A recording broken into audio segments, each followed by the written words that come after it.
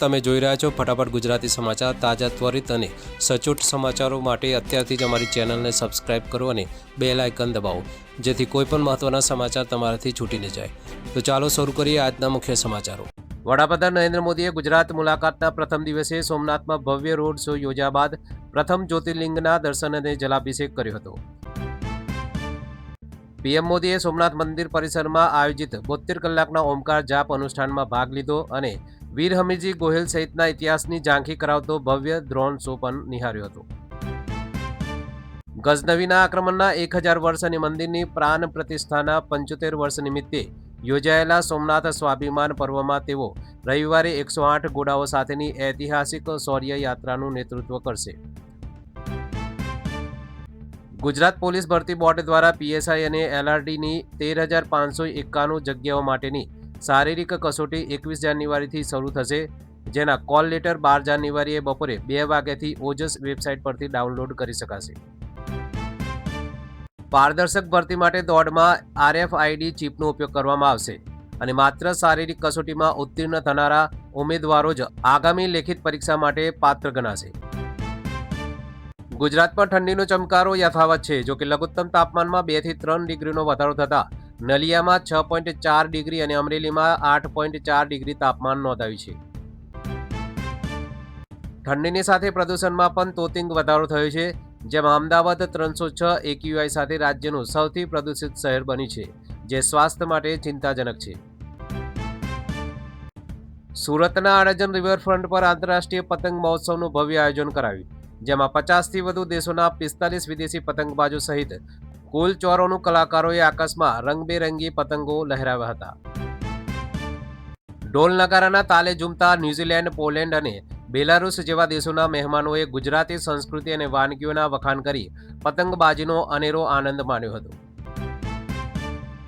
રાજકોટમાં 21 દેશોના પતંગબાજોની હાજરીમાં આંતરરાષ્ટ્રીય પતંગ મહોત્સવનો પ્રારંભ થયો, જ્યાં સાંસદ પુરુષોત્તમ રૂપાલાએ ઓપરેશન સિંદૂર અને તિરંગાની થીમવાળી પતંગ ચગાવી હતી.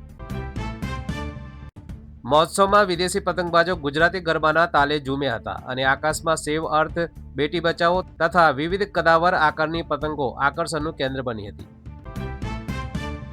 અમેરિકી રાષ્ટ્રપતિ ડોનાલ્ડ ટ્રમ્પે ગ્રીનલેન્ડ પર કબજો કરવાની ખુલ્લી ચીમકી આપતા જણાવ્યું છે કે રશિયા અને ચીનના પ્રભુત્વને રોકવા માટે અમેરિકા ગ્રીનલેન્ડને પ્રેમથી અથવા બળજબરીથી હસ્તગત કરશે. ટ્રમ્પે ડેનમાર્કની માલિકી પર સવાલ ઉઠાવતા કહ્યું કે કુદરતી સંસાધનો અને સૈન્ય વ્યૂહરચનાની દ્રષ્ટિએ ગ્રીનલેન્ડની માલિકી અમેરિકાની રાષ્ટ્રીય સુરક્ષા માટે અનિવાર્ય છે.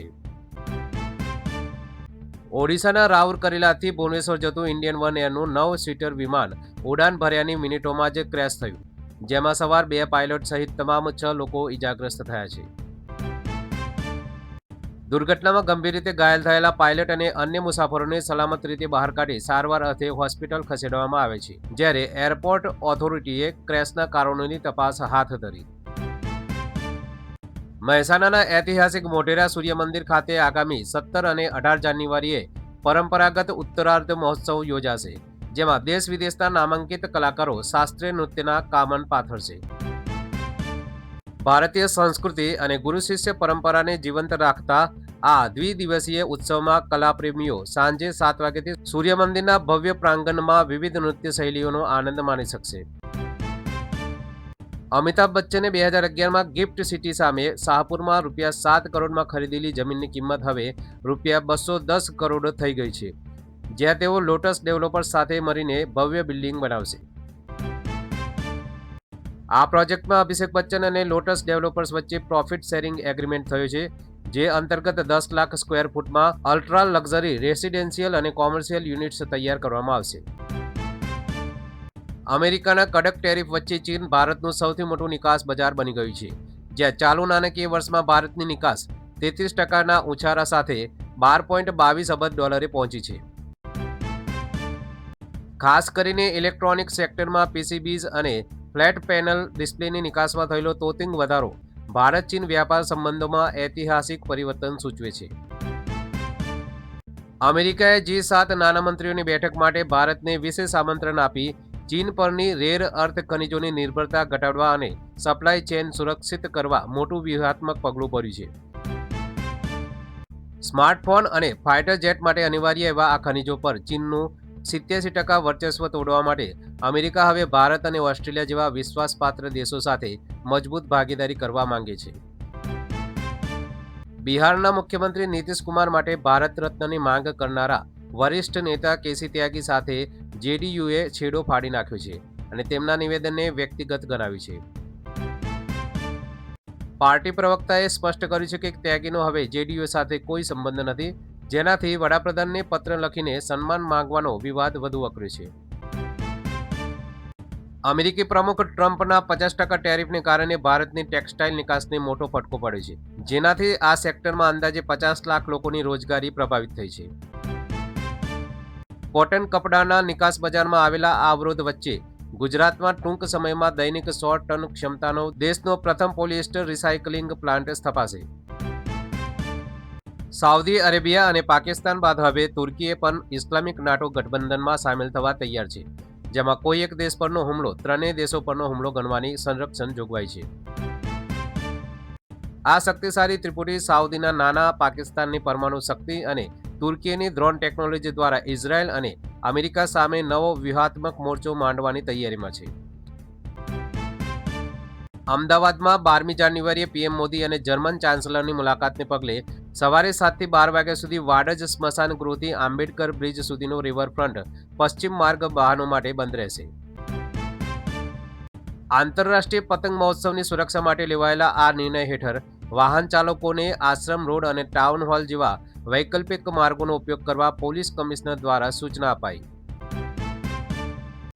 ઉત્તરાયણ પર્વે પતંગના દોરાથી ઘાયલ થતા અબોલ પક્ષીઓ અને પ્રાણીઓની સારવાર માટે રાજ્ય સરકાર દ્વારા 1 થી 20 જાન્યુઆરી દરમિયાન કરુણા અભિયાન અંતર્ગત 86 એમ્બ્યુલન્સ તૈનાત કરાઈ છે.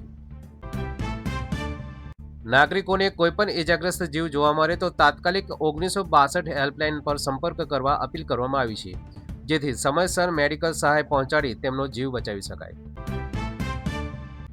અમદાવાદ ફાયર વિભાગે વર્ષ 2024-25 દરમિયાન 6441 ઇમરજન્સી કોલ્સ પર ત્વરિત કામગીરી કરી 2835 આગના કેસ અને 3606 રેસ્ક્યુ ઓપરેશન દ્વારા 678 લોકોના જીવ બચાવ્યા. ખાસ કરીને સાબરમતી નદીમાં ડૂબતા 271 લોકોને જીવતદાન આપી ફાયર જવાનો નાગરિકો માટે સુરક્ષાનું મજબૂત કવચ સાબિત થયા છે.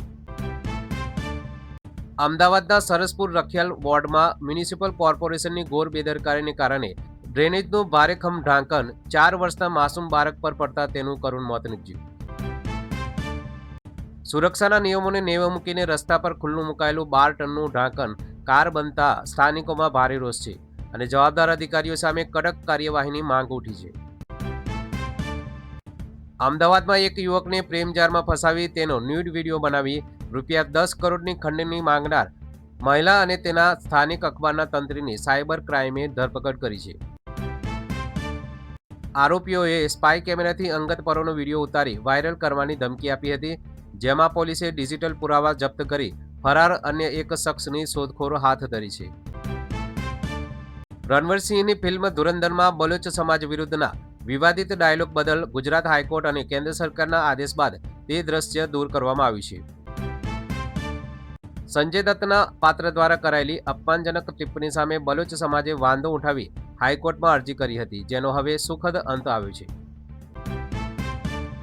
ફેબ્રુઆરીમાં યોજાનારી ગુજરાત બોર્ડની પરીક્ષામાં અમદાવાદની સાબરમતી સેન્ટ્રલ જેલના 24 કેદીઓ બેસશે, જેમાં ધોરણ 10ના 15 અને ધોરણ 12ના 9 કેદીઓનો સમાવેશ થાય છે.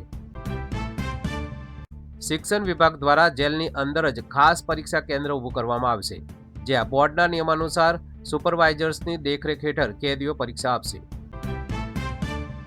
વડોદરાના પાદરા તાલુકાના આમરા, મોભા અને સાદર ગામમાં 3 મગરોના રહસ્યમય મોત થતા વન વિભાગમાં દોડધામ મચી ગઈ છે. વન વિભાગે 3 મગરના મૃતદેહને પોસ્ટમોર્ટમ માટે મોકલી તપાસ શરૂ કરી છે, કારણ કે અગાઉ પણ વિશ્વામિત્રી નદીના પટમાં મગરોના મોતની ઘટનાઓ બની ચૂકી છે.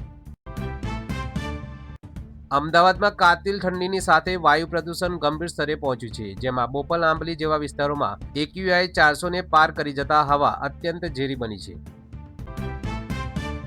ભારે ધુમ્મસ અને પ્રદૂષણને કારણે વિઝિબિલિટી ઘટતા વાહન ચાલકો મુશ્કેલીમાં મુકાયા છે, જ્યારે શ્વસન સંબંધી બીમારીઓથી બચવા નાગરિકોને માસ્ક પહેરવાની સલાહ અપાઈ છે.